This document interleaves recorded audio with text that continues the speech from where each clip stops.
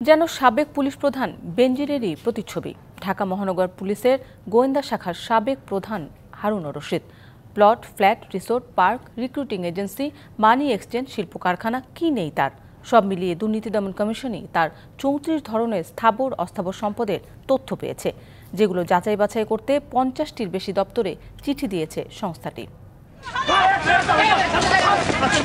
হারুনুর রশিদ ছিলেন ঢাকা মহানগর গোয়েন্দা পুলিশের অতিরিক্ত কমিশনার। আওয়ামী লীগ সরকারের সময় এক হরতালে সংসদ ভবনের সামনে তৎকালীন বিরোধী দলীয় চিফ হুইপ জয়নাল আবেদিন ফারুককে পিটিয়ে আহত করে আলোচনায় আসেন। তারপর আর চাকরি জীবনের পেছনের দিকে তাকাতে হয়নি।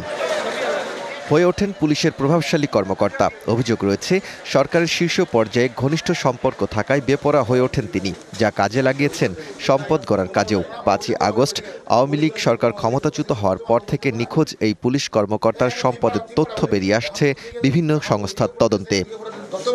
দুর্নীতি দমন কমিশনের তথ্য বলছে, কিশোরগঞ্জের দৃষ্টিনন্দন প্রেসিডেন্ট রিসোর্টের মালিকানায় আছেন হারুনুর রশিদ।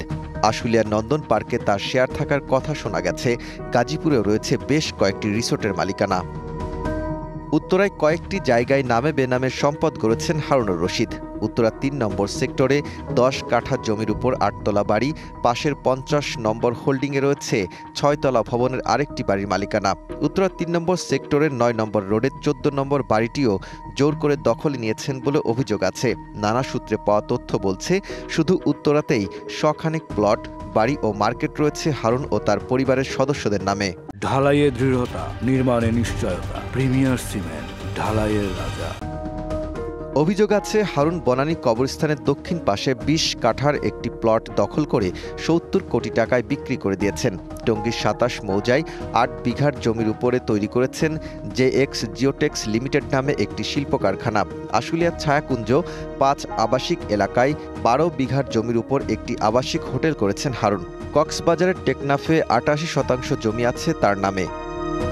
বিদেশে অর্থ পাচারের জন্য হারুন গড়ে তোলেন নিজস্ব মানি এক্সচেঞ্জ। পুরোনো পল্টনের হাউস বিল্ডিংয়ের গলিতে রয়েছে এর অফিস, যার ২টি শাখা রয়েছে দেশের বাইরে। এছাড়া যুক্তরাষ্ট্রের ফেডারেল ব্যুরো অফ ইনভেস্টিগেশন এফবিআইয়ের সুপারিশে তার স্ত্রীর নামে থাকা ১,৫৩২ কোটি টাকা আটকে গেছে। এসব তথ্য যাচাই বাছাইয়ের জন্য বাংলাদেশ ব্যাংক, পুলিশ সদর দপ্তর, ভূমি অফিস সহ বিভিন্ন দপ্তরে চিঠি দিয়েছে দুর্নীতি দমন কমিশন।